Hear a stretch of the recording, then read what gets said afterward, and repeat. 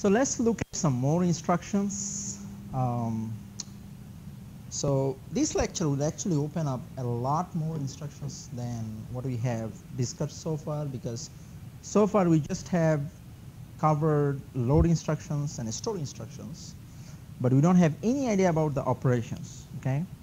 To understand the operations, we will first try to understand some notations that are used in the column 3 of your instruction set. If you look at carefully, for each instruction you have in your instruction set, in column 3 there is a small mathematical notation given which really help you to understand it if you can read it. Okay? Sometimes column 2 also helps, because if you look at your column 2, there is a small brief English description. In the column 3 there is a mathematical description of the instruction. Okay? Now I tried to list a couple of notations here so that we understand and can read the column 3 properly and understand the instruction. Okay? So anytime you see these registers like A, B, D, X, IX, Y, IY, SP, CCR, meaning all of these are registers, right? PC, meaning these registers means the content of the register. Okay? So if they write, okay, A plus B, that means they are saying add the content of A with the content of B. Now what is the content of A? Meaning the data you have in A, right? Which is a 1 byte data, for an example, in case of A, which is a 2 byte data in case of IX. So I actually tried to write it here so you can see pretty much what you have, but be careful. D always means 2 byte, where the first byte is accumulator A and second byte is accumulator B. We know it, right, already. I'm just trying to highlight it. Okay. Now anytime you see M, you will see M a lot of places. M means data, okay, 1 byte data. So as you have seen, that a lot of times what we need is we need a byte, we also need the consecutive next byte, right? So in those cases you will see M colon M plus 1, which actually means a data location and the following data location. So M is a data location, M plus 1 is the immediate next location, which you already use, right? Some cases, remember we take first byte and then you use the second byte, I'm saying the consecutive locations. And most of the instruction you will see this arrow sign. Now this arrow sign actually means the copy. That means if you see like this, A arrow B, that actually means the content of A is being copied to content to B. That's what I'm saying.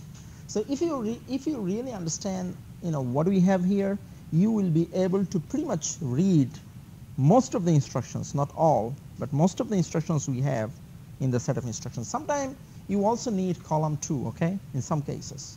Not all the time, but some cases. Now let's look at a couple of examples and see whether we can understand some additional instructions than load and store. Okay? Now in this lecture we'll be showing you a couple of examples, but we are actually trying to cover more than that, because as I said, we are trying to actually understand the column 3 instead of understanding every single instruction. Okay? Now let's look at one example, first example here. So let's say we are given the content of accumulator D in the question. You see here it said the content of accumulator D is 10A5. That actually means you are given the content, you know the content, right? What data are loaded into accumulator A by the following instruction. So that means when you have a content in an accumulator D, you already know it, what will happen because of an instruction. Okay? All right, let's look at and try to understand what we have here. So we are given these. We are given what we have in A and B, right? Remember D means A and B, right? So basically the first byte of D, which is 10, is my content of accumulator A, and the second byte of accumulator D is my content of accumulator B, which is given. So up to this point we already know it from the question. Now if you look at this instruction, this is a pretty new instruction. We have never worked with this yet, except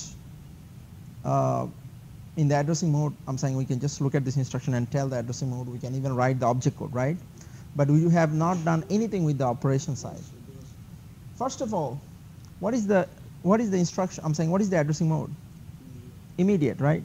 So that means obviously this is a data. Now let's look at the column 3. As I said, we always look at column 3 and sometimes even column 2. Okay? In the column 3, this is what is written. I actually copied this from column 3. In the column 3, this is what written. D plus m colon m plus 1. Now D plus m colon m plus 1 means what? The content of D plus 2 byte of data, right? M colon m plus 1 means 2 byte of data. So that means whatever you have in D, you have to add 2 byte of data. Now how do you get the data? What is your data? If you look at the instruction, the data is already given in the instruction, right?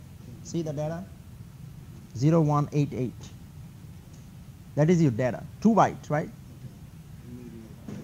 So basically it is actually saying add 0188 to the content of D and save it to D. Meaning the sum is saved to D because you have an arrow sign and D, right? That actually means after the addition, the sum will be copied back to D. That means sum will be stored into D. So this is what is the action. This is the content of D, right? That is given in the question. And this is the 2 byte data that is given in the instruction. So you are adding those two in hex. This is what you got. That means this will be the new content of D, right? Pretty straight. That actually means the first byte of the content 1, 2 is actually the content of accumulator A. The second byte of the sum is the content of accumulator B because D always means A followed by B, right? Now if you go back to the question was actually asking what data loaded into accumulator A, right? After this operation is done, that means your answer would be 1, 2. Because that's why I circled this one just to make sure this is the, but to understand this you actually have to complete the operation and then you will tell, okay, the content of accumulator A is 1, 2 or $1, 2 because this is in hex. We always write the answer in hex, right? Any question?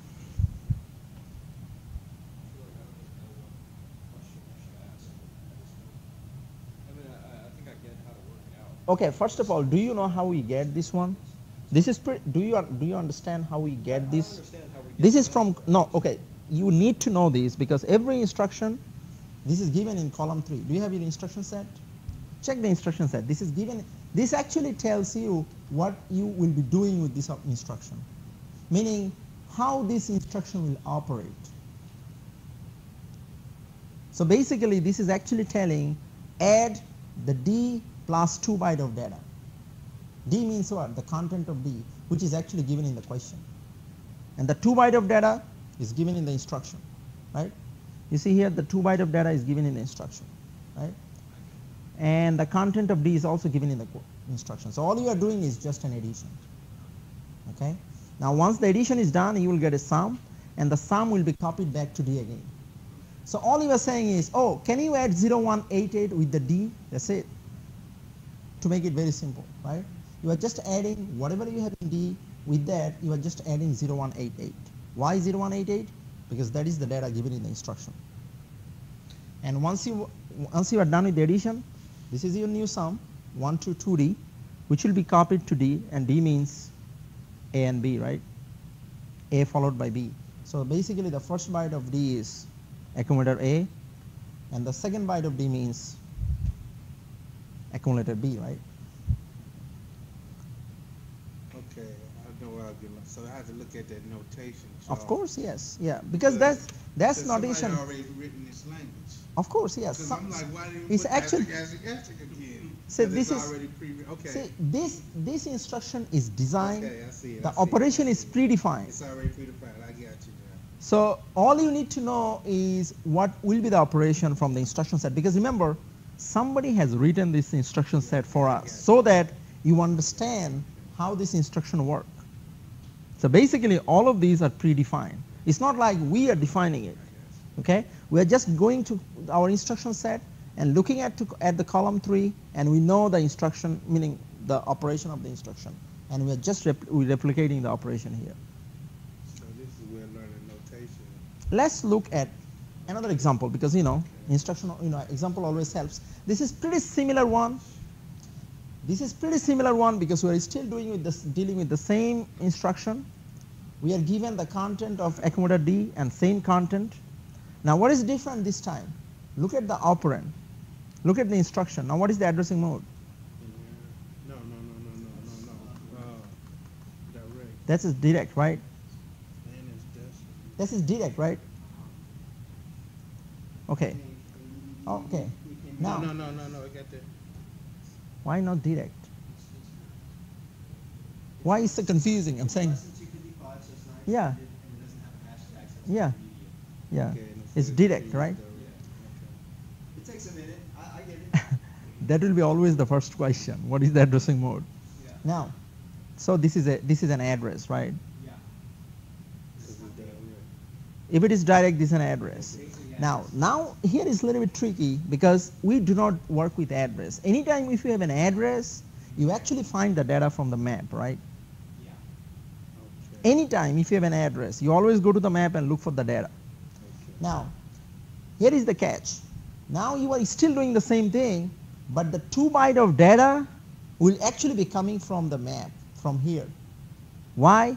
We converted 188 into hex. Once you convert 188 into hex, you get BB. Can you convert it to hex? Yes. It's what, 188? Yeah, which is BB, right? 188?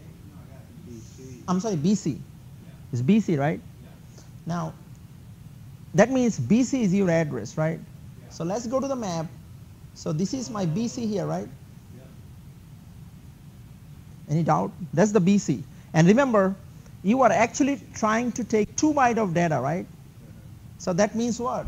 You will have to pull 2 byte from here. So you will actually pull AF and then following byte, which is C9, and that is your data which is being added here.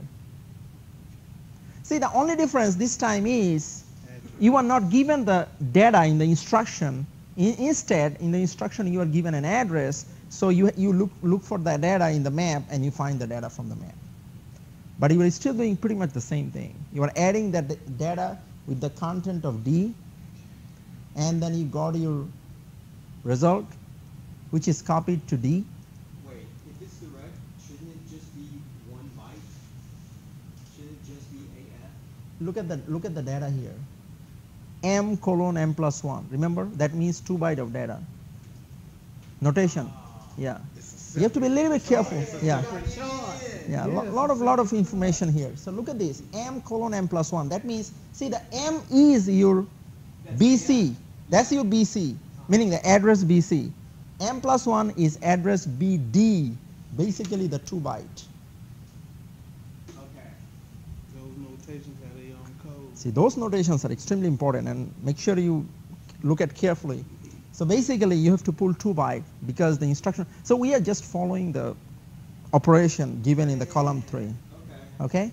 So you got the 2 byte, and after we get, after we have the data, we are still doing the same thing. Just adding the data, getting the sum, copying back to D, and now we know the first byte is A, second byte is B. The question is asking about A, and we have our result here, right? Any question?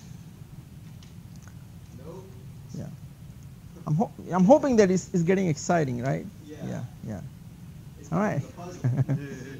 All right. Let's try another one. Great. Now, again, something similar. So we are given the content of D this time. It's a different content, B01C, which is given in the question, right? Okay. This is the first line of the question, which is given. We want to know what will be the content of accumulator B after the following instruction is executed. So we gotta find that. So what is the instruction? SUBD, right? Again, let's go to the instruction and let's look at the column 3. It's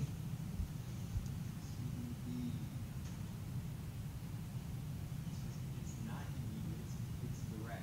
Okay, did you find this, column 3? Did you see this one? because I just got it from column 3. I'm saying it's not me, I'm saying that is given, right? Yes. Okay, now what actually tells you is subtract 2 byte of data from the content of D, right? Okay. This is a subtraction. Yeah. Now after the subtraction you will get a difference, right? Save the difference into D. First you have to do the parentheses, right? Oh, no, we use this parenthesis because we want to make sure that there's 2 byte of data. Okay. So you see the 2 byte, okay? I'm saying the parenthesis actually means just 2 byte of data because there is a m colon m plus 1. No, I'm saying you Yeah. need both. We have to take care of both bytes together. Now, if you look back the instruction, this is direct, right? Yeah. So basically 91 is an address, which is given in decimal, right? Yeah. So Let's convert it to hex. Is it 5B? Now, so that means we have to find 5B in the map, right? And that's what we did here. This is my 5B. Which is 23, but then we have m plus 1. M plus 1, 89. So then we did the subtraction here. Okay, 2389. Okay. Once we did the subtraction, this is the difference we got, which is saved in D. Okay. The first byte is 8C, which is stored in, which is actually accumulator A. Second byte is 93, which is accumulator B. Okay. So your answer should be 93 because the question we asked about accumulator B, right? Okay. So look at how easy it is if you understand column 3, because the column 3 is the key, okay? Let's look at another example here. Now this time we are given the content of stack pointer. Again, we don't know the purpose of stack pointer, but we know that a stack pointer is a 2 byte register, right? That's the only thing that we need to know right now. So I wrote 2 byte here, right? That is given in the question, 1ABC, that is given, okay? And the instruction, can you tell me what is this what is the addressing mode of this instruction? That's inherent. That's inherent, right? Because there is no operand. There is no operand, right? That's inherent. And I look at the column 3 again. See, we always go to the column 3, no matter which instruction it is. We go to the instruction and look at the column 3.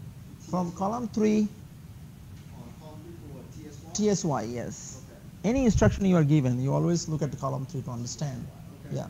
So TSY, I got it from column 3. TSY means SP plus 1. Now what is SP plus 1? Meaning the content of stack pointer plus 1, right? Okay. And that will be copied, meaning saved, to index register Y. That's exactly what is told there. I'm saying it's not me, I'm saying it's exactly how they're instructed, right? Okay. So that's exactly what we are doing. This is the content of SP, right? Yeah. And this is just a 1. I'm saying you have to just add 1.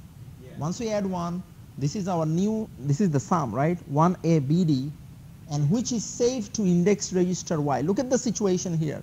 You are not changing anything in stack pointer. You are actually saving the result into index register Y. That's a different register, right?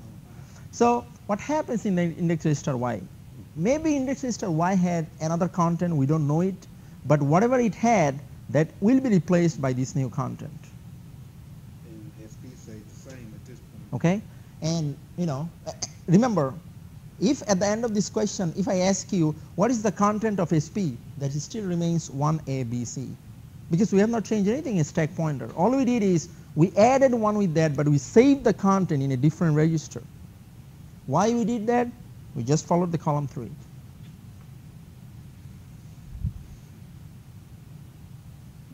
Okay? Any question? Let's look at one more instruction because we like instructions so much. Okay, now again, we are given the content of accumulator D, right? Which is B01C. Pretty similar instruction. So now the instruction is ORAB. Let's go to our set of instruction and let's find what we have in column 3 for this instruction ORAB. Now if you look at column, I'm saying ORAB, this is what given to us. B plus M equals to the copy to B, right? Now what does it mean? This means the content of B is added with 1 byte of data, right? And the result is saved to B. But here is the catch.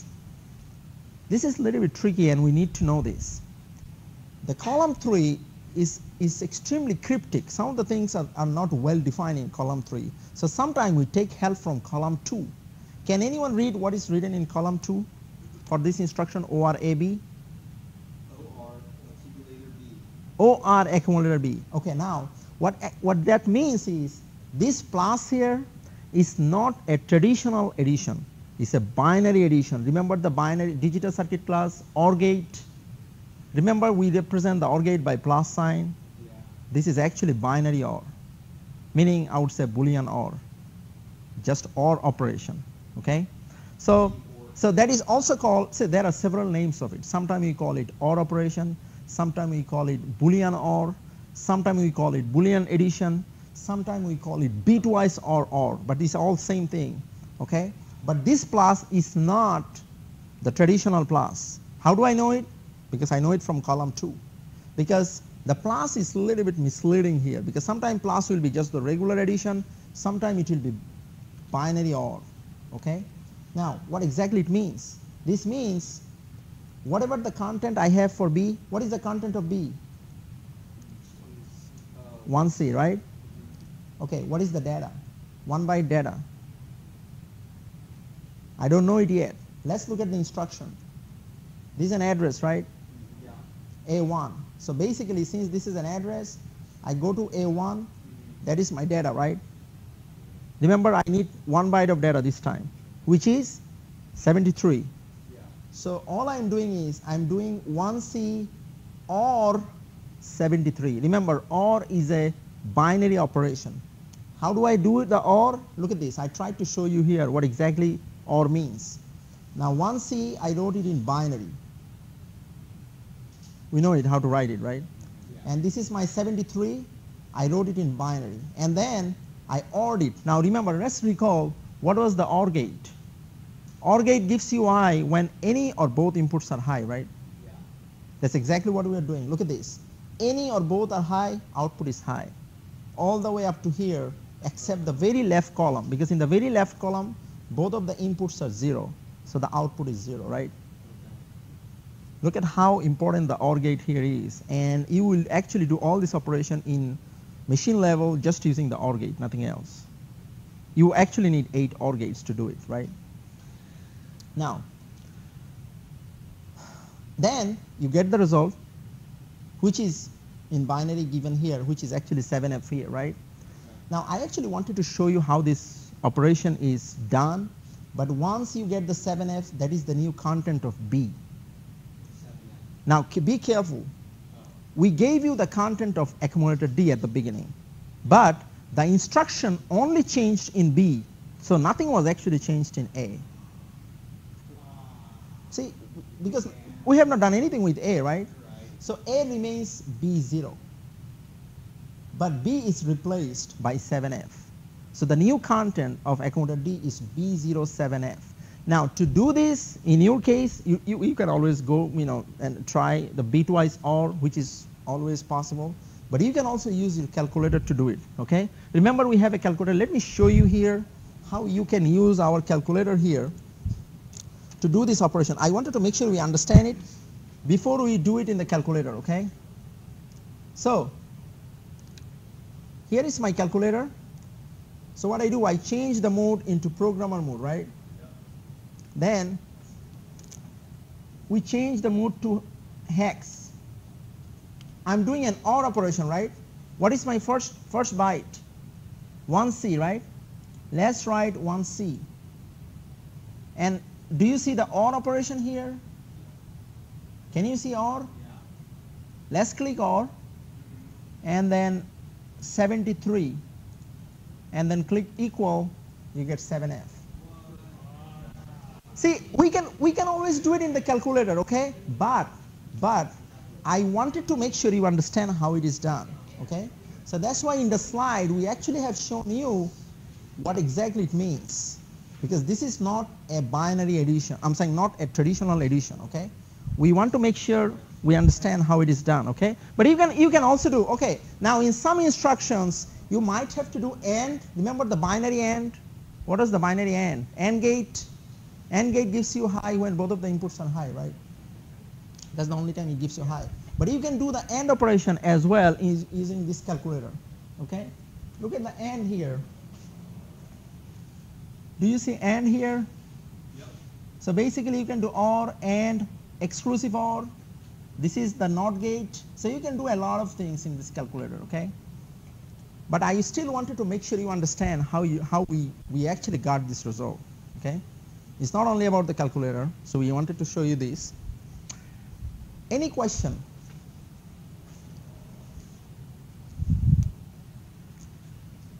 Okay, remember, if we don't have question, we might have question, we'll be working with the quiz. Now, at this point, we are actually trying to address a lot more instructions than load and store, okay? So that's why we actually have 2 quiz for this lecture.